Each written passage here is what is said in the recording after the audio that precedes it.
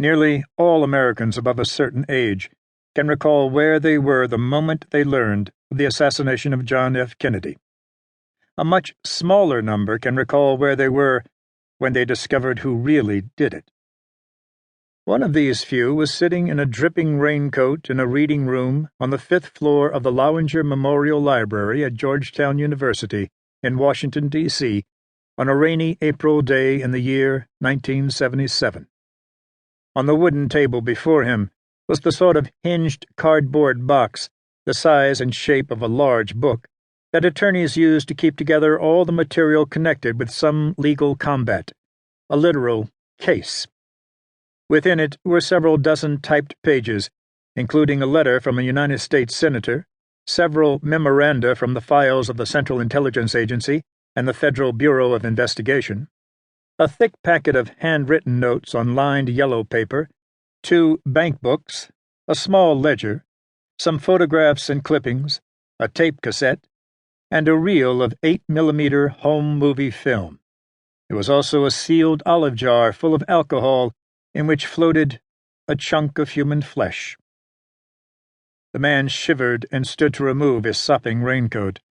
A young woman, 4 seats down at the long table, glanced up at him from her thesis research, American Policy in Honduras, 1922 to 1939, and then, a moment later, gave him a longer look, for the reading she was doing was tedious, and he was not an ordinary-looking man. He was very tall, for one thing, a bit over 6'5". His body, in its damp and rumpled dark suit, was broad-shouldered and rangy.